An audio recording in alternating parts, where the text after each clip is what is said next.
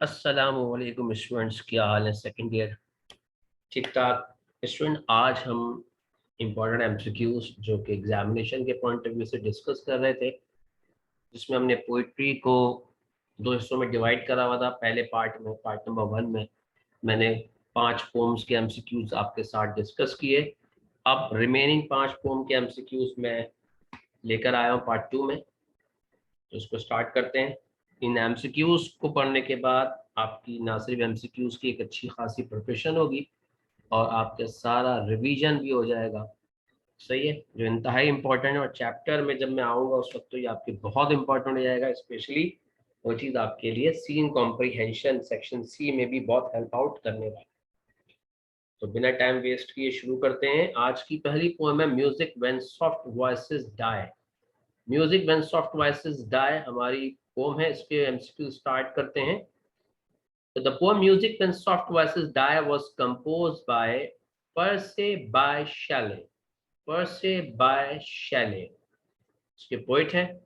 Percy by Shelley was born in 1792.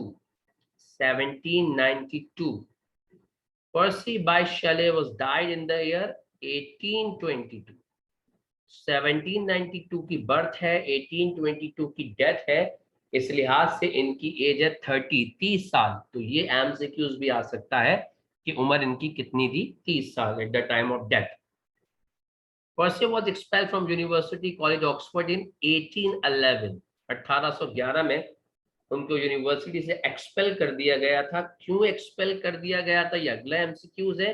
क्योंकि वो अपने यूनिवर्सिटी में एक पम्फलेट सर्कुलेट कर रहे थे जिसका नाम था the necessity of atheism. Atheism, atheist उसको कहा जाता है जो एग्जिस्टेंस ऑफ गॉड को नहीं मानते। द नेसेसिटी ऑफ एथिज्म पे ये एक पम्फलेट डिस्ट्रीब्यूट कर रहे थे, सर्कुलेट किया था वहां, जिसकी बिना पे उनको एक्सपेल किया गया। Among the most beautiful of his shorter poem is the Ode to the West Wind. Ode to the West Wind इनकी जो है एक नोटेबल पोम है जो बड़ी मशहूर है। तो ये जो अभी मैंने एमसीक्यूज आपके सामने डिस्कस किए स्टूडेंट, ये सारे के सारे एमसीक्यूज रिलेट कर रहे हैं किससे? पर्से बाय शैले, जो कि इस पोम के राइटर है।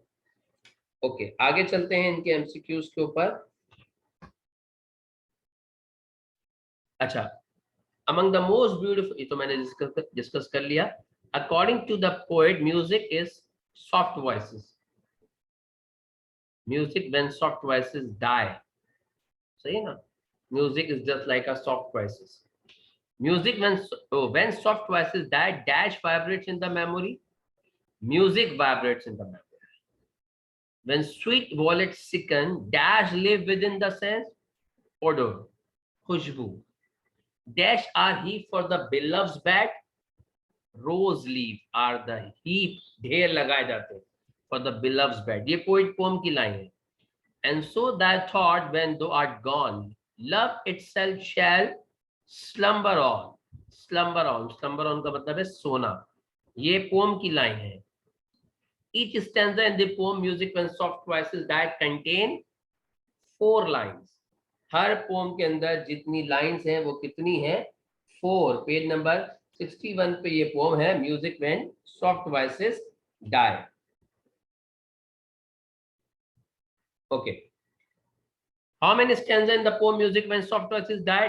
2 stanzas. The poem music when soft voices die express the sense of love and, किस चीज को एक्सप्रेस कर रही है? प्यार को इसने एक्सप्रेस किया, और डेथ ऑफ बिलव्ड, और अपनों की मौत को डिस्कस किया। Rose leave when the rose is dead, ये पोम की लाइन है जिसमें अंदर वर्ड रोज किसके लिए इस्तेमाल किया गया है? द बिलव्ड, अपनों के लिए।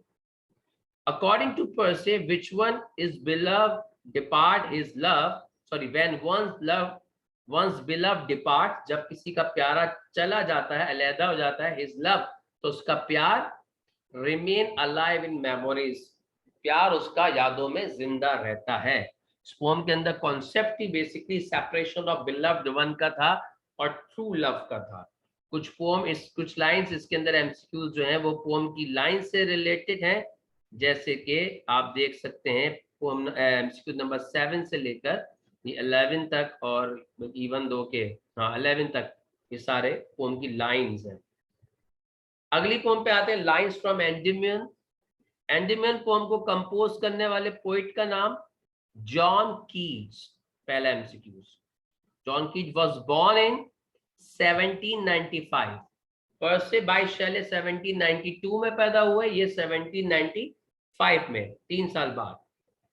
डाइड इन 1821, वो 1822 में उनकी डेथ हुई, और ये 1821 में इंतकाल फरमा गए। उनकी उम्र 30 साल थी, इनकी उम्र जो है वो 26 साल थी। John Keats was a romantic poet, एक रोमांटिक पोएट थे। रोमांटिक पोएट का मतलब क्या है कि इनका ताल्लुक इंग्लिश लिटरेचर के जिस दौर से था वो रोमांटिसिज्म एरा कहलाता है, रोमांटिक मूवमेंट भी कहते हैं। The poem Endymion is in rhyme couplets, उसके जो लाइंस थी वो एक जैसा साउंड दे रही थी। अ thing of beauty is joy for ever, it's loveliness increase, it will never ever never. ये शुरू की 2 लाइनें मैंने आपको पढ़ के बताई। एंडेमियन वॉज अ शेफर्ड, एक चरवाहे का नाम था। एंडेमियन का मतलब खूबसूरती नहीं है। Endymion is a character from Greek mythology, Greek myth से इसका कैरेक्टर एक्सट्रैक्ट किया गया है। According to Keats, a thing of beauty is, ये पोम की लाइन है, जॉय फॉर एवर। इस पोम की पहली लाइन जो हमने पढ़ी, a thing of beauty is joy for ever. ये भी अगली लाइन है, a thing of beauty is joy for ever, ये line number 1। It will never pass into nothingness, nothingness, सही है ना। इन्होंने कहा कि a thing of beauty is joy for ever, its loveliness increases, उसका प्यारापन जो है वो बढ़ता है, but it will never pass into nothingness, वो कभी खत्म नहीं होता, nothingness. Okay,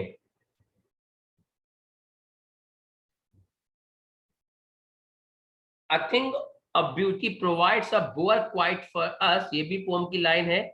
and sleep full of sweet sweet dreams, sweet dreams, ये भी इस पोम की लाइन है कि its loveliness increases but it will never pass into nothingness, but still will keep a bore quiet for us and a sleep full of sweet dream। यहां तक pome की line है। The loveliness of beautiful thing increases with the time and it gives us health and quiet breathing, quiet breathing, ये भी poem की line है page number 62 पे, कि a bore quiet for us and a sleep full of sweet dream and health and quiet breathing।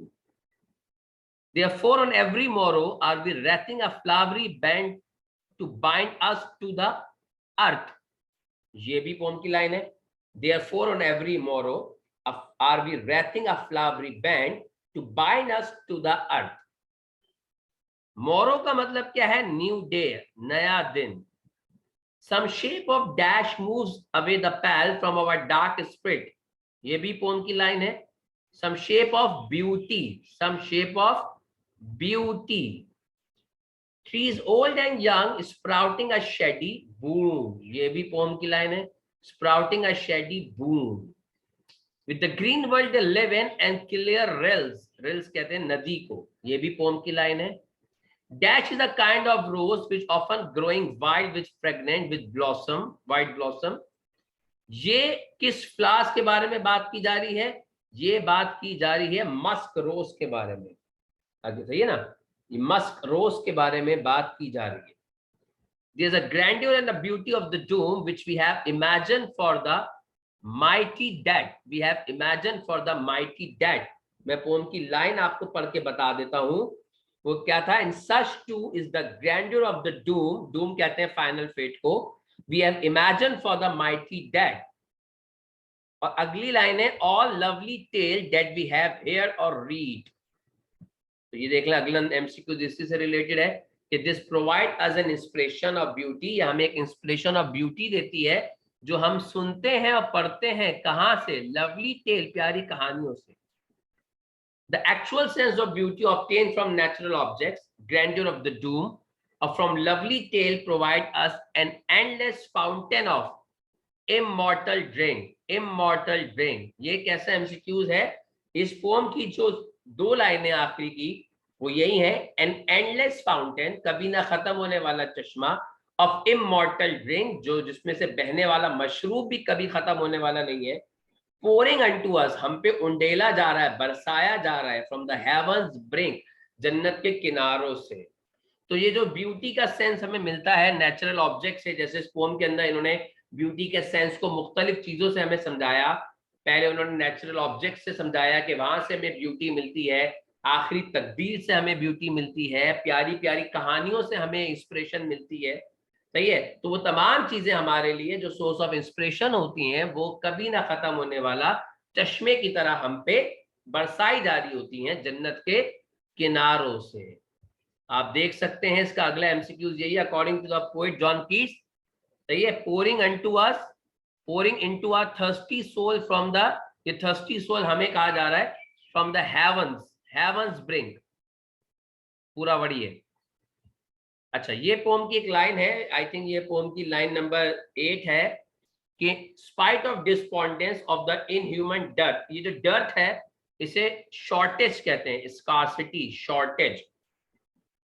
चलिए अगली pome पे आते हैं जिसका नाम है say not the struggle nought availed. Poem number 9 है एक तरीके से हमारी, say not the struggle nought availed, जिसको लिखने वाले राइटर का नाम है आर्थर ह्यू क्लाफ। सही है, इनके बारे में हम पढ़ते हैं। पहला एमसीक्यू तो पोइट के बारे में ही, आर्थर ह्यू क्लाफ, जैसे कि मैंने आपको बता दिया। पैदा कब हुए? ये पैदा हुए 1819 में, 1819 में, और डेथ इनकी 1861 में हुई। इस लिहाज से अगर आप इनकी उम्र देखते हैं तो 42 ईयर्स थी। अब देखें, आपने पर्से बाइस शैले को देखा जो 30 साल की उम्र में इंतकाल फरमा गए, जॉन कीट्स 26 साल की उम्र में, और ये तकरीबन 42 ईयर्स में। According to the club, the labour and the pain face for some goal, वो तमाम तकलीफें, वो तमाम मुश्किलात जो हम किसी मकसद के लिए फेस करते हैं, नेवर गो यूजलेस, कभी जाया नहीं जाती। ये पोम की लाइन है, if hopes were dupes fear may be liar. ये स्टैंजा नंबर 2 के अंदर, पेज नंबर 65 पे ये पोम है, उसके अंदर ये लाइन है, if hopes were dupes fear may be liar. अच्छा, ये स्टैंजा नंबर 1 है, the enemy faints not, not failer, and as the thing have been remain, has been they remain, remain, ये पहले स्टैंजा की लास्ट की दो line है।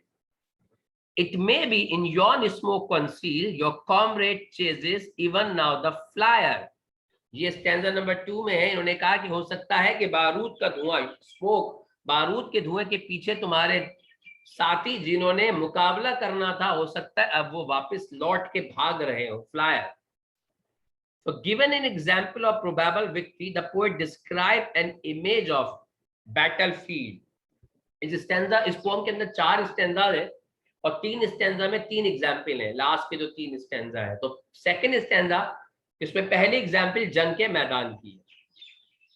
In poem say not the struggle nought available, the poet present a picture of, इन तीनों example में जो इस पोम के अंदर वो पेश करेंगे, एक जंग के मैदान की है, बाकी 2 भी आगे आ रही है।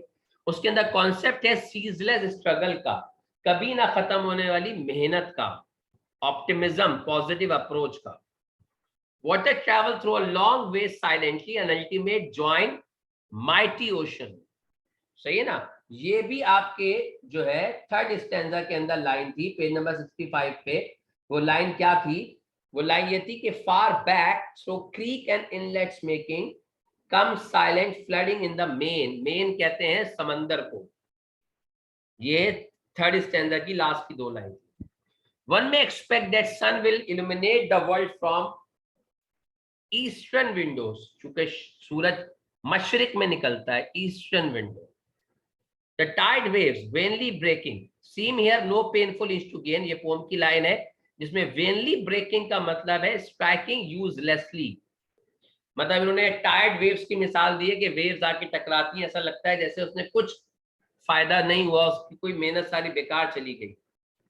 इसी तरह पेनफुल इंच का मतलब है नॉट मूविंग फॉरवर्ड, जिसका कोई फायदा ना हो रहा, not advancing.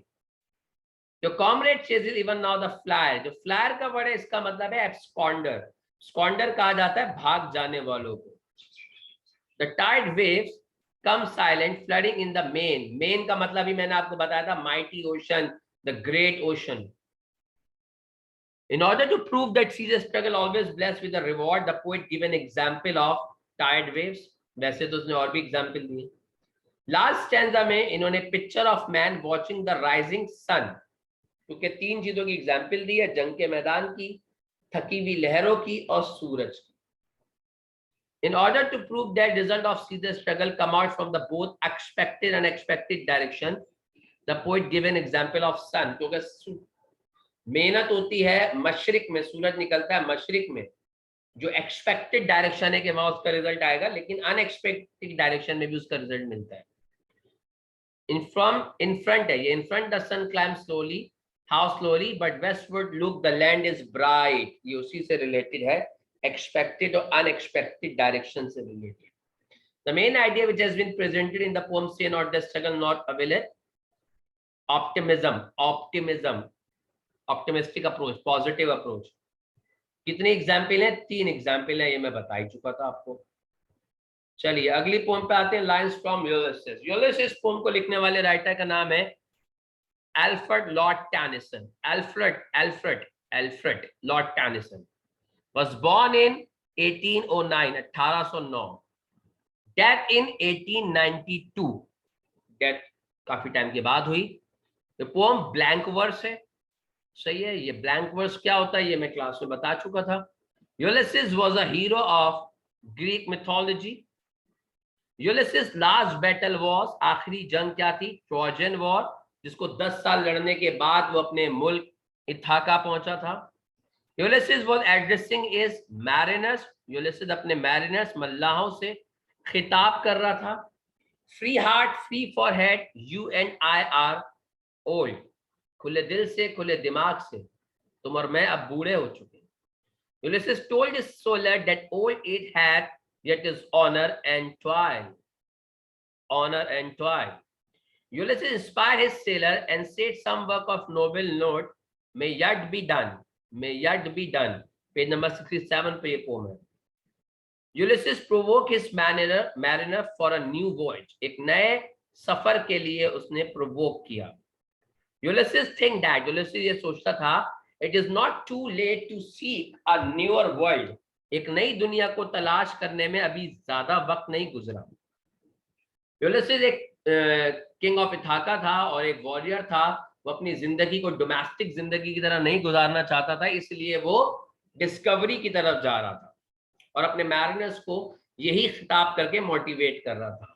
In the deep sea Ulysses show his threat that they might be in gulf. उसको ये डर था कि बीच समंदर में हो सकता है हम डूब जाएं. Ulysses expected too that they might be victorious and reach happy isles. उसको ये भी लगता था कि हो सकता है हम जीत जाएं और हैप्पी आइल्स, वो जगह पे पहुंच जाएं जहां मरने के बाद उनके सारे शहीद मौजूद होते हैं. In the happy isle, Ulysses expect to meet Achilles. उसको ये उम्मीद थी कि अगर हम इस सफर के दौरान मर गए तो हम शहीद कहलाएंगे और हमारी मुलाकात एक्लीस से होगी. एक्लीस भी एक वॉरियर था, सही है, जिसको जो ट्रोजन वॉर में मर गया था. Ulysses' thing is that he and his mariner have been made weak by time and fate, but they are strong in will. Ulysses का मानना था अपने साथियों के बारे में कि हम शायद वक्त के लिहाज से कमजोर हो चुके हैं, किस्मत शायद वैसी नहीं है, लेकिन strong in will, इरादे बड़े मजबूत हैं. Ulysses told that not unbecoming man that strove with gods. Ulysses की फौज जब ट्रोजन वॉर जीतने के बाद वापस आ रही थी तो उसको समंदरी देवताओं का भी इन टर्म्स ऑफ फ्लड सामना करना पड़ा. तो गॉड ऑफ सी जिसे वो कहते हैं, उनसे भी उनकी लड़ाई हुई थी. मींस कि उससे भी वो बच के निकले थे. This is not too late to seek a newer world, push off and sitting well in order smite. In order smite ये पोम की लाइन है. The sounding for my purpose hold to sail beyond the sunset and the bath of all the western star. Bath of all the western star, ये line है. Ulysses convinced his sailor to sail beyond the sunset and the bath of all the western star until he died. देखिए पूरी line आ गई ना. Move earth and heaven, that which we are one equal temper of heroic hearts. ये भी poem की line थी। Move earth and heaven that which we are one equal temper of heroic hearts. The thunder and sunshine oppose free heart free forehead. Here free forehead means free mind, खुले दिमाग से, कोई दिमाग में कोई शक शुबात नहीं। In order smite the sounding furrows. The sounding furrow means noisy waves. Not unbecoming man, ये भी हमने पढ़ा था। ये unbecoming का मतलब क्या है? Dishonoring। वो कह रहा था कि मैं जब अपने मैरिनर से कहा कि आप लोग बूढ़े हो चुके हैं, आपके इरादे शायद वो आप में के अंदर जान वैसी ना हो, लेकिन फिर उसने अपने मैरिनर से ये भी कहा कि ऐसा कह के मैं आपको बेइज्जत नहीं कर रहा, डिसऑनर नहीं कर रहा, क्योंकि आप तो वो है जिन्होंने समंदरी खुदाओं से भी जंग जीती है। Ulysses and his comrade strove with God during the war between Greece and Trojan War. Achilles जिसके बारे में बात कर रहा था वो एक ग्रीक वॉरियर था। एक्लीज के बारे में मैं आपको बताऊं कि एक्लीज एक वॉरियर था जिसकी पूरी बॉडी पॉइजन फ्री थी, जिसकी बॉडी पे पॉइजन असर नहीं करता था। उसकी माँ ने उसको एक दरिया में डुबोया था जो उनका एक होली दरिया था, जिसकी वजह से उसकी बॉडी पॉइजन फ्री हो गई थी, सिवाय उसकी हील एड़ी के, क्योंकि उसकी माँ ने पैदाइश के वक्त उसको एड़ी से पकड़ के उस दरिया में डुबोया था, तो पूरी बॉडी में पानी लगा था सिवाय एड़ी के, तो उसकी एड़ी जो है वो कमजोर थी। इसी वजह से इंग्लिश में इडियम है Achilles heel, vulnerable part, weakest part. देखिए लिखा हुआ है the vulnerable part of Achilles body was heel. The poet Alfred Lord Tennyson made Ulysses as a symbol of human spirit and courage. और ये भी देखें वो ये he was a great warrior in the war with the Troy and had been killed by an arrow in the heel. Achilles मरा था। चलिए last pome पे आते हैं, लॉस्ट स्टार। ये पोम जो है एमसीक्यूज के लिए भी इंपॉर्टेंट है और उसका सेंट्रल आइडिया आपके लिए बहुत इंपॉर्टेंट है। इसके चैप्टर है, उसके राइटर है गुलाम अली अलाना, अल्लामा नहीं अलाना, और पेज नंबर 90 पे आपकी बुक पे इनके बारे में काफी डिटेल है। उस डिटेल को मैं एमसीक्यूज में कवर करूंगा। जैसे पहला एमसीक्यूज है, पैदा कब हुए? नाम है अलाना, अल्लामा नहीं, 1906 में, डेथ 1985 में। अच्छा, इसके नाम से रिलेटेड बहुत एमसीक्यूज आ सकते हैं, जैसे कि अल्लामा कंफ्यूजिंग है, दूसरा ये पाकिस्तानी पोइट है, पॉलिटिशियन है, और ये 20वीं सेंचुरी के वाहिद पोइट है जो आपके सिलेबस में। उन्होंने अपना पॉलिटिकल करियर स्टार्ट किया जनरल सेक्रेटरी के तौर पे सिंध मुस्लिम लीग के। उसके बाद जनरल सेक्रेटरी बनने के बाद उनका करेक्ट जो प्रोफेशनल करियर था वो फाइनेंशियल सेक्रेटरी पे गया, ऑल पाकिस्तान मुस्लिम लीग का। जनरल सेक्रेटरी थे सिंध मुस्लिम लीग के, फाइनेंशियल सेक्रेटरी थे ऑल पाकिस्तान मुस्लिम लीग। गुलाम अली अलाना साहब ने एक फेडरेशन की बुनियाद डाली, federation of Chamber of Commerce and industry. Federation, not department, not foundation, federation of Chamber of Commerce and industry. Page number 90 पे पूरी डिटेल आपको मिलेगी। फॉर 9 ईयर, 9 साल तक उसकी उन्होंने जो क्या कहते हैं अपनी प्रेसिडेंटशिप को कंटिन्यू रखा, और उसके बाद गवर्निंग बॉडी बने किसके? इंटरनेशनल लेबर ऑर्गेनाइजेशन के, इंटरनेशनल लेबर ऑर्गेनाइजेशन के। Federation of Chamber of Commerce and industry को उन्होंने 9 साल तक इसकी प्रेसिडेंटशिप संभाली, फिर गवर्निंग बॉडी बन गया इंटरनेशनल लेबर ऑर्गेनाइजेशन के। अलाना साहब अनइनॉमसली इलेक्टेड हुए प्रेसिडेंट के तौर पे किसके? International Organisation of employ Brazil, सही है। वाइस प्रेसिडेंट बने उसके बाद यूनाइटेड पोएट लॉरेट इंटरनेशनल। 1962 में वाइस प्रेसिडेंट बने economic committee of general assembly of United nation, general assembly of United nation. तो जरा सा ये पेज नंबर 90 पे आपको पूरी डिटेल सीक्वेंस में मिलेगी। मैं रिवाइज कर देता हूं ताकि आपको याद रहे।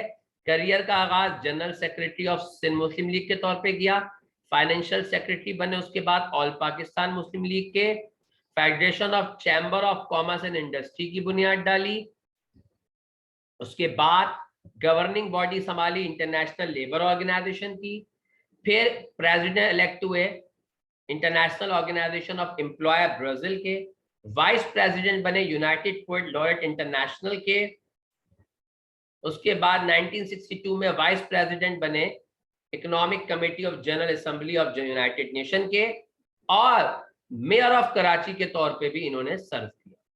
यहां तक मैंने सारी गुलाम अली अलाना के बारे में बहुत इंपॉर्टेंट बातें जो पेज नंबर 90 पे लिखी हुई हैं आप देख सकते हैं।